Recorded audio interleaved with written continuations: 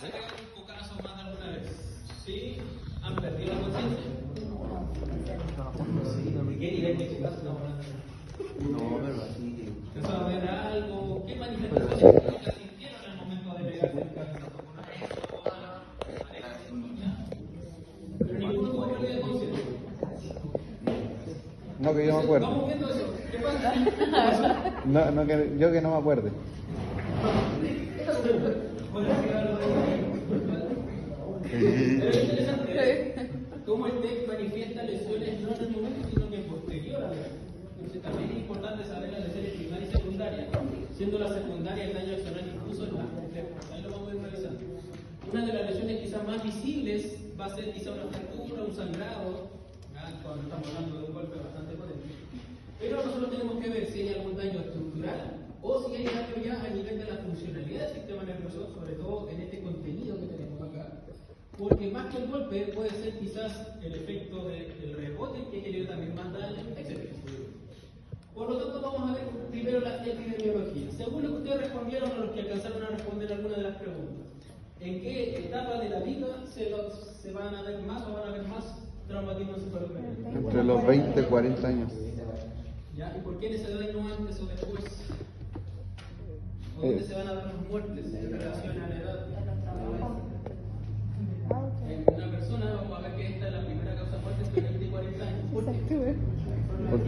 Porque Accidentes, consumen mayor alcohol. temas, consumo de alguna sustancia. No dejemos el alcohol siempre mal, pueden hacer otras cosas también que pueden alucinar. No, si yo puedo saltar ese muro, no, si puedo hacer. No sé, yo manejo a 120, 180, así, pero.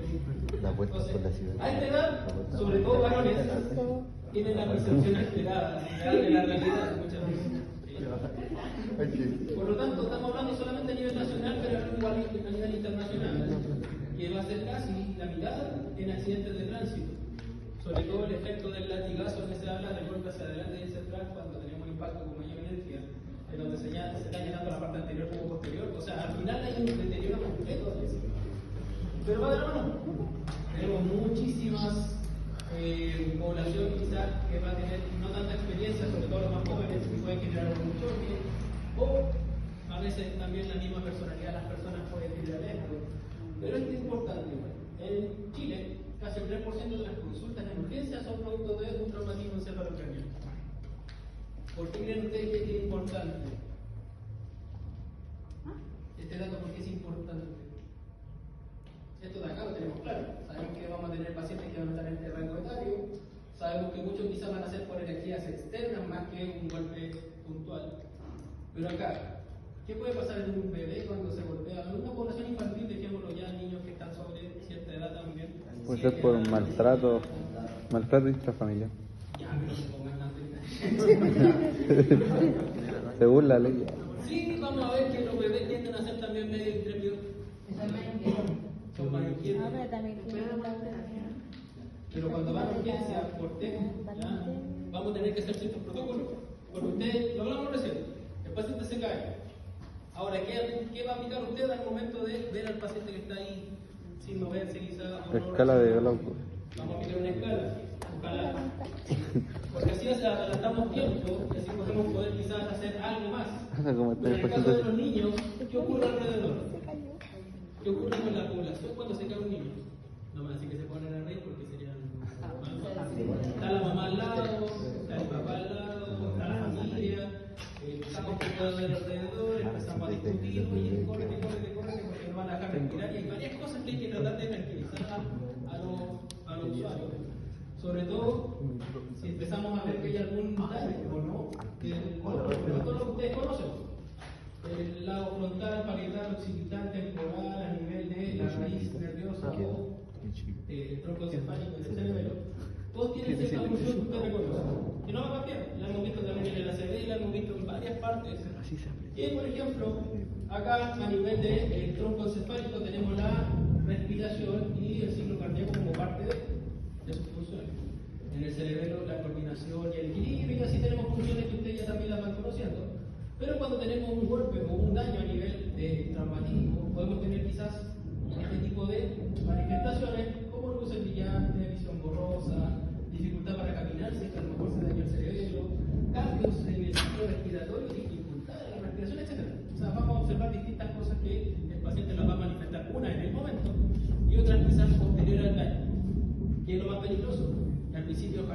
no se enmascare nada y que el daño empiece a elevar la presión intracraneal y tengamos más complicaciones, que vamos a ver después una teoría que recta respecto a eso. Pero a veces, y espero que siga acá, después de un año, a veces nos vamos siempre por la primera parte o la primera lesión de esa opción. Por eso les comentaba al inicio que teníamos nosotros una lesión primaria y secundaria, que no quiere decir que esta es más importante que la segunda, o que sea más, el daño sea mayor acá que acá, inclusive estos de acá son más peligrosos. Es netamente quién aparece primero y qué viene después como consecuencia. Eso es lo que tenemos que dejar. ¿Qué pasa si usted se daña aquí, se corta? ¿Qué empieza a proliferar? La sangre, ¿no es cierto? Un corte chiquitito. ¿Cómo se ve a nivel del sangrado? Sobre todo en esta zona. Se ven las capas. Se ve como si lo hubieran perforado hasta la parte de atrás, está sangrando. Usted que su hijo se cayó y empieza a sangrar, ¿qué va a hacer? ¿Cuál es su primera reacción? Como profesional de la salud, que sabe primer auxilio. Escala, ¿cómo? Un niño de 3 años, veo, no, pero si usted ve un sangrado, ¿qué es lo primero que debiese hacer? Detener la hemorragia. Detener la hemorragia, pero ¿cómo se llama eso clínicamente hablando? No voy a parar la hemorragia. Más elegante. Va a empezar a activar los mecanismos de... Ya, puede ir por ahí. De hemostasia. Que es la detección de esta irrigación. Pero, vamos parte por parte. Primero, las lesiones primarias que les comentaba pueden ir desde pequeñas laceraciones. Esto es lo más impactante porque acá estamos viendo que al pequeño puede tener desde un solo rasguño o puede tener un daño muscular. ¿Cómo diferenciamos eso en el momento? ¿Cómo creen ustedes que esto puede pasar de un daño superficial a algo más profundo? ¿En el momento? Puede haber un compromiso de conciencia. ¿Cómo usted le va a aplicar esta escala a un niño? Tiene que saber más o menos cómo empezar a afrontar esa etapa.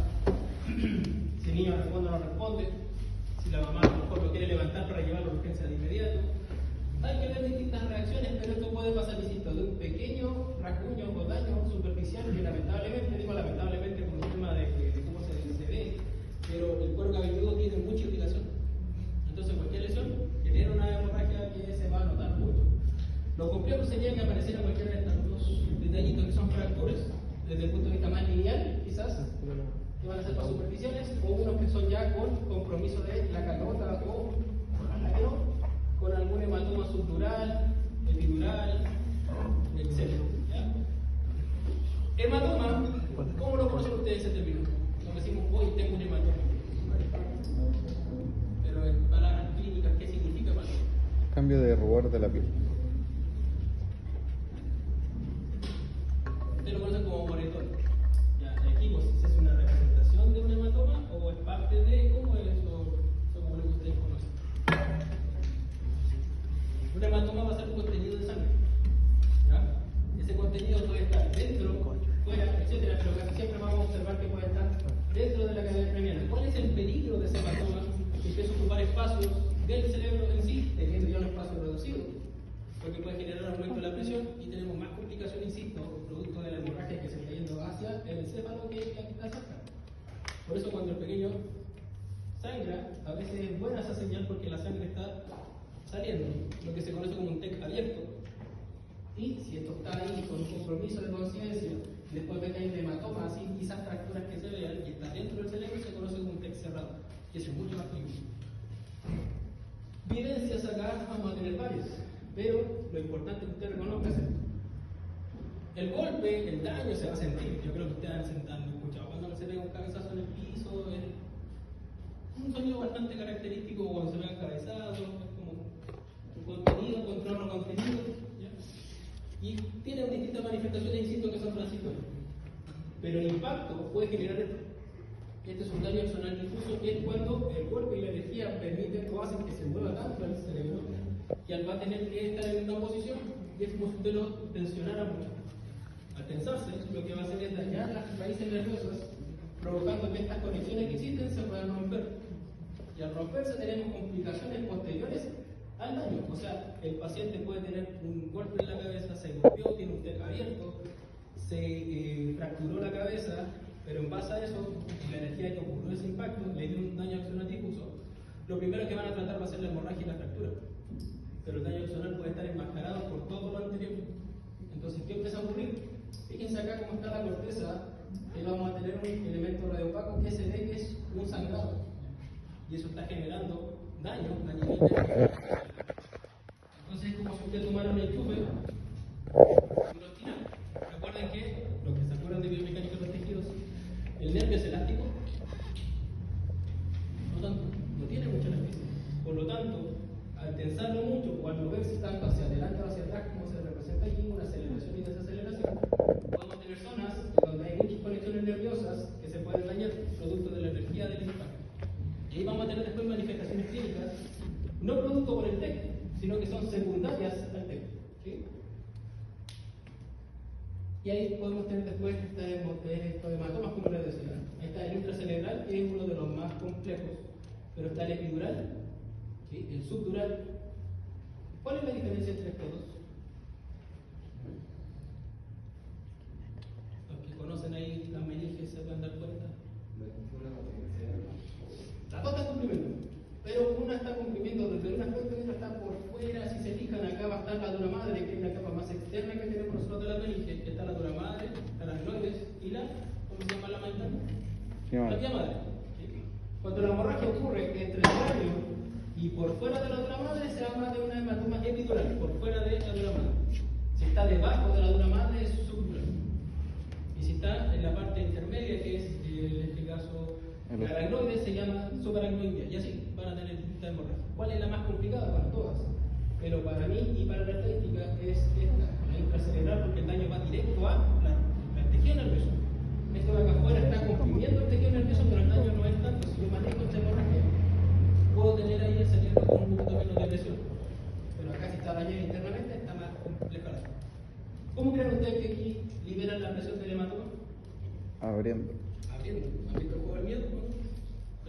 Le cortan la calota y la sacan. Eso para que puedan tener más espacio en el contenedor más pequeñito y drenar este hemorragia. Entonces, si se fijan, esta hemorragia puede empezar a salir después de la lesión, inclusive puede golpearte la cabeza. No puede haber hemorragia superficial, pero sí tiene una hemorragia interna. Entonces, esto sería un TEC cerrado, sino que un paciente el otro esté más abierto. Complicado esto, ¿ya? Porque usted cuando se cae, se golpea la cabeza. ¿Qué piensa hacer usted para no quedar en vergüenza si se cae acá mismo? Pararse. Entonces quiere parar. Hoy me mareé y se va para la casa. Ya después quizás, si el impacto no fue tanto, no hay problema, pero después empiezan los dolores de cabeza permanentes, pérdida de, quizás vamos a tener de movilidad, de sensibilidad, estos brillos en la parte occipital si es que está comprometida, y viene después de, el cerebro se comprimió de tanta forma, el daño puede ser ya algo más permanente. Entonces, por eso es importante que los protocolos que vamos a tomar, vamos a revisar ahora, tienden a saber si que posiblemente pueda haber una hemorragia o no. Ahí hay otro ejemplo, y aquí una resonancia para que se pueda ver más o menos cuál es el daño. Vean que ahí está el cráneo, la dura madre está debajo de la hemorragia que está acá. Por lo tanto, el contenido de la sangre, del daño, que ahí podemos ver la fisura que empezó a llenar el espacio, va por fuera del encéfalo, pero aún así lo está comprimiendo. Lo peligroso es esto, que aparezcan estas manchitas dentro del cerebro sin tener ocupación en otro lado, porque la hemorragia tiende a ser más interna. ¿Qué me explica esa teoría que aparece ahí? Léanlo, véanlo y me lo explican, por favor.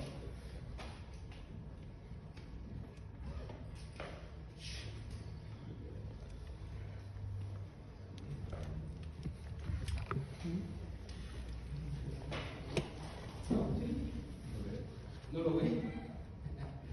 A nivel craneal, dentro de nuestro contenido craneal vamos a tener el tejido craneal y el cerebro. Vamos a tener el volumen arterial y venoso, o sea, todas las arterias y venas que van a llegar al cerebro, que van a estar dentro del cráneo. Pero además tenemos esto. ¿Qué es lo que es esto? El líquido cefalorraquídeo. El líquido cefalorraquídeo. Ese líquido cefalorraquídeo va circulando. ¿Cuál era la función del líquido cefalorraquídeo?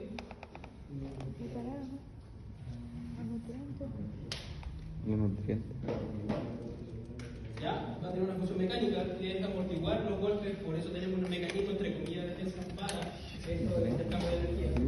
Porque recuerden el ejemplo que quizás le dio el profe Hugo, que estaba el contenido de un granito con el almíbar alrededor y